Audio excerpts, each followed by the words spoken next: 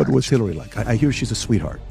Really? That's a joke, obviously, right? I'm being... She's very cynical and jaded. Tell me what you mean by cynical and jaded. Very practiced, very choreographed, not genuine. Almost an android. What do you mean by that? Like, can you imagine talking with her about, like, human pain and, like, stuff that you're going through? Why do you think that is? Her thirst for power. Her pursuit of power was her raison d'etre. Like, it's the thing that animated her soul. That's why Bernie Sanders caught fire. Because at least he was real. Like, I hate that communist social... For years, Hillary Clinton was presented as the figure destined to take the White House. Yet, Patrick Bet-David cut straight through that myth. Her true legacy, he argues, isn't about wielding influence, it's about defeat. First, she was outmatched by Obama. Later, after Donald Trump, her frustration pushed her away from the very people she once claimed to stand for. David doesn't simply laugh at her missteps. Instead, he carefully retraces her record. What he reveals is striking. The candidate once promoted as inevitable transformed into a cautionary story of pride, entitlement, and a refusal to face reality. Bill Clinton officiated your wedding with Huma, your wife, if I'm not mistaken. Correct. So you've been very close, and your wife, is it still wife or is it ex-wife? I think it's separated since 2017, right? We're separated. We co-parent Jordan, but we're separated. Okay. And, you know, she was a right-hand person to Hillary Clinton in 2016 while the scandal was taking place. For years before that, she was with Hillary for, she's 20 years. And the whole thing with the life insurance, you know, the email, 650,000, the one folder with the word life insurance and the files that are in there. So the next thing that people said, you got to ask him is the following. So, you know, Rob, if you can pull up this story, I'm like, I'm not going to buy into this one. Well, 9 out of 12 cops, NYPD, who saw the email and saw what was in that laptop, you know, committed suicide. And it was, you know, 7 of them since June, and it was the most ever that this took place. Hillary Clinton has been part of American politics for so long that she almost feels like a landmark on the national landscape. Yet, instead of inspiring awe, most people react with weary glances, wondering how she has managed to weather scandal after scandal, defeat after defeat, without ever stepping aside. Patrick Bet-David doesn't gloss over her history either. Much like an analyst exposing the mechanics of a failing scheme, he points out the weak foundations, bad strategies, and clever packaging Clinton has tried to sell to the public for years. The promises were always the same. She would be the trailblazer, the unstoppable force, the leader destined to break barriers. But when the campaigns ended and the dust settled, the only thing truly shattered was her public image. Time and again, the greatest obstacle to Hillary Clinton's success turned out to be Hillary Clinton herself. Humiliated because everybody thought within 30 days the war is going to be done and Putin's going to get what he wants, and that's not been the case. Yes, you're right. So it's a bit of a black eye in front of on that black guy. It's a little bit of a black eye. Nothing wrong with in black front of guys, his audience of what happened, and it's to the point right now where Hillary Clinton chimes in, and this is what she said. She admits she would nominate Trump for Nobel Peace Prize. Whoa, if he helps end the war in Ukraine. Hillary Clinton. Hillary Clinton admits. Is this it, Rob? Does she say that? Let's see it. It's a deep If fake? President Trump were the architect of that, I'd nominate him for a Nobel Peace. After shadowing Bill Clinton's rise all the way into the Senate, Hillary Clinton launched 2 bids for the presidency and fumbled both. The first loss came at the hands of Barack Obama, a relatively new senator who was treated at the time like a rookie with little more than student council experience, yet he managed to outmaneuver her with ease. The second defeat was even more staggering. Despite media voices branding Donald Trump as unprepared, unfit, and entirely out of his depth, he still managed to claim victory over her. If I have 10 people that at one point in my life were best friends, and prior to meeting me, they had never done cocaine before. These 10 people, 10 out of 10, eventually became cocaine addicts and killed themselves, simply by association with me. I probably have some bad influence on these people. This lady named Hillary Clinton, one too many of her best friends or close friends have committed suicide in the random ways. She is not the most trusted person, even by the left. She was supposed to be president. You were not. Despite her fortune, seasoned consultants, and years of political experience, Hillary still couldn't get past him. Patrick Bet-David puts it bluntly, it's one thing to be beaten by a newcomer in business, but losing to someone the public first treated as a joke, that's political self-destruction. Her supporters often chalk it up to bad luck, insisting the timing was simply against her. Yet the reality is harsher. Hillary Clinton never managed to connect with people in the way she desperately wanted. She represents the ultimate example of a corporate-style politician, polished on the outside but hollow at the core. What's Hillary like? I hear she's a sweetheart. Really? That's a joke, right? Obviously, I'm being. She's very cynical and jaded. Tell me what you mean by cynical and jaded. Very practiced, very choreographed, not genuine. Almost an android. What do you mean by that? Like, can you imagine talking with her about like human pain and like stuff that you're going through? Why do you think that is? Her thirst for power, her pursuit of power was her raison d'etre. Like it's the thing that animated her soul. That's why Bernie Sanders caught fire, because at least he was real. Like, I hate that communist socialist. Patrick Bet-David is perhaps unmatched when it comes to comparing Hillary Clinton's shortcomings to struggling CEOs who can't inspire their own employees. She had wealth, she had resources, she had endorsements lined up behind her.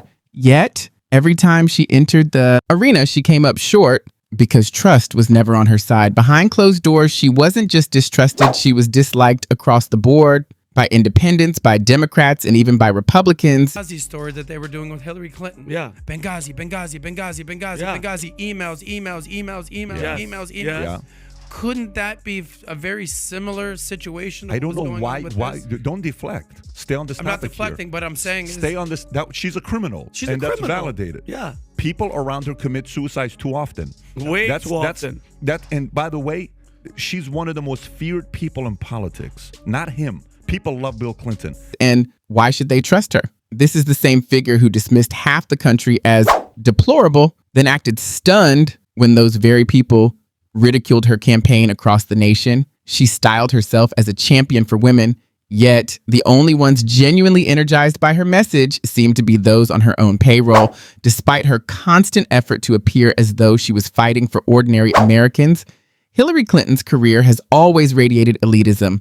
Patrick Bet-David doesn't let that slide. He highlights the questionable foreign money funneled into the Clinton Foundation, the sense of entitlement that clung to her like a shadow, and the closed-door speeches to Wall Street insiders. Her so-called experience was supposed to be her greatest strength. But what does experience mean if it leaves nothing behind? Simply being near power doesn't make someone effective. Her time in the Senate, forgettable. For all the speeches and appearances, she passed no landmark legislation, spearheaded no lasting reforms, and left behind little more than a record of being just another name on the roll call. That Epstein victims identified due by August 19th, demanding full, complete, unredacted Epstein files with victims identified redacted by August 19th. Clinton's deposition is scheduled on October 14th. Hillary Clinton's October 9th, Comey's 7th, Mueller's 2nd, Barr is the 18th of August, Alberto's 26th session. So this is going to happen the next few weeks. And look who's first. Tom, Slick Willie. No, William. Bill. Slick Willie. No. William Barr is first, August 18th. Oh, meaning Gates-wise. Oh, I thought you meant the list. Yeah. No.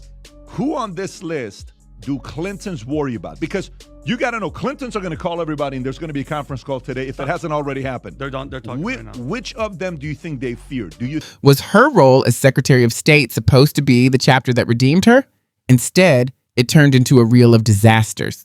Benghazi erupted, Libya collapsed, and her infamous private email server turned her into the punchline of countless late-night jokes. And Patrick Bet-David has an eye for spotting a broken brand. And by 2016, Hillary Clinton's was downright toxic.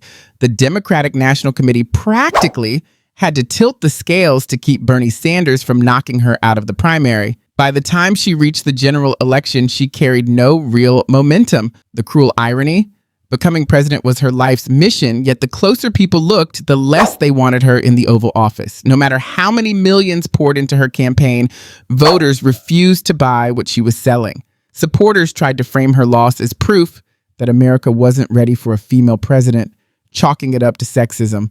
Patrick Bet-David brushes that off immediately. It wasn't her gender that sank her. It was her. The rejection wasn't conditional. Voters would have said no thanks, whether she had been a man, a woman, or even something out of a science fiction novel. 100% no.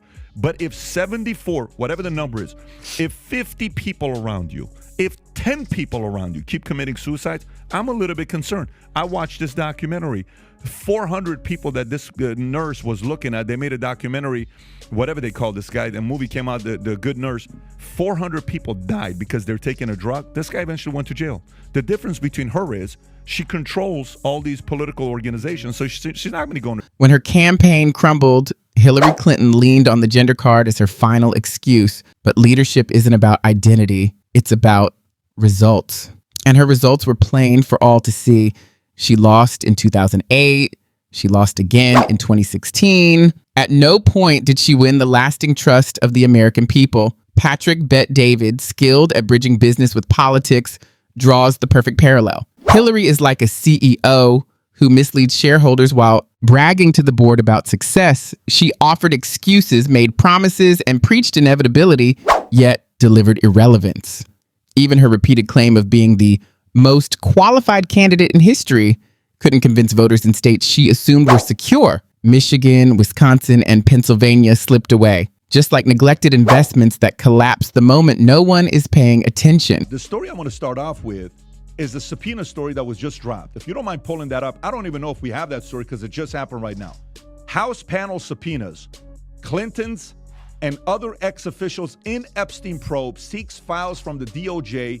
This happened, just look what time it is right now, 11:01 this morning. If we can read this article, the House Oversight Committee issued subpoenas Tuesday to a slew of former Attorney General and FBI directors Clintons for their testimony case involving sex offender Jeffrey Epstein. The subpoena seeking depositions from former Justice Department officials were issued after Republicans and Democrats on a House Oversight Subcommittee approved measures to authorize the demands last month as part of an effort for Congress to obtain more information about Epstein. Even the very base of Hillary Clinton's political strength, her marriage to Bill Clinton, turned into a weight dragging her down. The scandals, controversies, and endless baggage stuck to her campaigns like permanent glue. Instead of separating herself from it, she became one with it. As Patrick Bet-David points out, the Clinton name once carried an air of power and prestige, but by 2016, it had come to symbolize corruption, arrogance, and a nation's fatigue with the entire dynasty. The truth is, people weren't just tired of Hillary, they were tired of the Clintons altogether, yet she couldn't let go. Years after her loss to Donald Trump, she still pops up on panels, podcasts, and interviews like an unwanted sequel nobody asked for. She continues to insist she was cheated as though destiny itself owed her the presidency, and that's where Bet-David finds the comedy. In business, the sore losers who keep blaming the system are never respected. Winners adjust and find a path forward. Losers cling to excuses, and excuses, more than anything else, have become Hillary Clinton's specialty. Like, why won't she just go away? I am sick and what is her point of, like, who wants to hear what Hillary Clinton has to say about anything? Nobody cares about you. Anything that wants, if we want to talk about Russia and Putin, how about you being the problem? Because people are still talking about it today, 7 years later. Everything was Russia, Russia, Russia, Russia, Russia for the entire presidency. So I can care less what she's saying. The more Hillary Clinton tries to rewrite her story, the worse it sounds. She casts herself as the victim of voter suppression, foreign interference, misinformation, you name it. But the truth is much simpler. People just didn't like her, and that's why she lost. Neither James Comey's press conferences nor a few Russian memes on Facebook could fix her problems of unlikability, lack of vision, and questionable trustworthiness. As Patrick Bet-David points out, in business, you can't blame the weather when customers refuse to buy your product. You have to admit the product itself isn't good. Hillary refuses to accept that reality. Her obsession with staying relevant feels almost desperate, like a startup founder who keeps rebranding the same failing app, convinced that this time people will finally care. But the market has already spoken twice and rejected her. Even Democrats now keep their distance, wary of the baggage tied to her name. Nobody is asking for her advice, and nobody is urging her to run again. She has become the political version of Windows Vista, unforgettable for all the wrong reasons and universally unwanted. Of Hillary Clinton, I'm obsessed with her. She is so evil.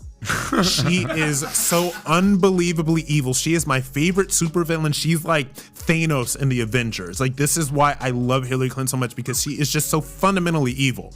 And what you have to understand about a supervillain that is as fundamentally evil as Hillary Clinton is, that there is not a word that comes out of her mouth that does not have a political motive. What makes Patrick Bet-David stand out is that he doesn't just tear Hillary Clinton down. He points out the lesson that ultimately ended her career. She became the face of establishment arrogance, the belief that money, connections, and status alone guarantee victory. But politics, like business, doesn't work that way. The market doesn't care about your last name or your resume. It only cares about the value you deliver. And Hillary never offered real value. She wanted to be a symbol, but Symbols don't win elections, ideas do. She wanted to seem inevitable, yet inevitability never translated into genuine support. For all her ambition, she lacked the drive to connect, to innovate, to truly lead. She left behind no legacy of breaking barriers, only the reminder that winning requires far more than privilege. She didn't lose because of sexism. She didn't lose because of Russia. She lost because she was Hillary Clinton. James Comey wasn't the reason Hillary Clinton lost. She lost because she assumed the American people would vote for her simply because it was her turn. Instead, voters rejected her outright. Americans don't like being told who their choice should be. Patrick Bet-David makes it clear that Hillary's story is a cautionary tale. It shows what happens when entitlement collides with reality, when the marketplace reminds you that success has to be earned, not inherited. Voters aren't commodities to be bought, yet she acted as though the presidency could be purchased. She thought shaming people would force them to her side, but shame only hardened their resistance. She believed she could reframe her defeats as victories, but history doesn't buy spin, it remembers the truth. In the end, Hillary Clinton's legacy is one of decline. By all accounts, she should have won. She had the money, the network, and the media on her side. Yet, when the finish line was within reach, she stumbled. Patrick Bet-David isn't the only one to call this out, but he lays it bare. The empire she built was nothing more than a house of cards, propped up by party machinery and media spin, and when it all collapsed, it confirmed what many had suspected all along. Hillary Clinton was never destined to be a great leader. Defeat was inevitable. History doesn't preserve the almost, the near winners fade. The so-called inevitables who choke are forgotten. Only the victors and the failures remain in memory. And Hillary Clinton will forever be remembered as the candidate who lost to Donald Trump despite her millions, her speeches, her ambition, and her army of strategists. That is her legacy. That is her brand. Patrick Bet-David ruthlessly and precisely dismantles Hillary Clinton's legacy because no excuse, no carefully rehearsed comeback, and no spin can erase the truth. Her downfall was not the result of chance, foreign meddling, or a rogue FBI director. It was the natural outcome of arrogance, poor judgment, and a career built on entitlement rather than connection. Hillary Clinton has spent decades in American politics, yet she never learned the most basic skill of leadership, how to inspire trust.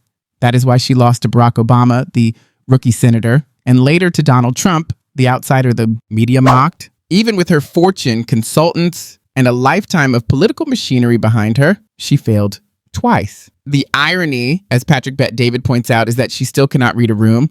Instead of stepping back, she continues to resurface on news panels and interviews, convinced that if she just talks long enough, history will eventually vindicate her. But every new appearance only reopens the wounds of 2016 and reminds voters why they rejected her. She wanted to be remembered as the woman who broke barriers, but instead she has become the political version of a failed CEO, one who promised results, delivered nothing, and then blamed the market for walking away. What makes Bet-David's critique powerful is that it doesn't only take aim at Hillary herself, it also exposes the media that protected her, the party that propped her up, and the elitism that convinced her victory was inevitable. In the end, Hillary Clinton is not the heroine of her own story. She is the cautionary example. Her fate is the warning to anyone who mistakes entitlement for destiny. History remembers results, not excuses.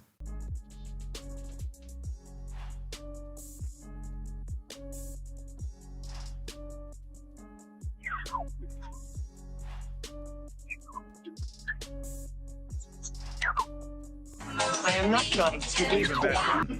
Oh, I didn't know that. Even back then, one person brought the flag. Interesting. Hillary looks very uncomfortable. The head bobbing. Listen, say what you want about Hillary Clinton. Very attractive lady. Just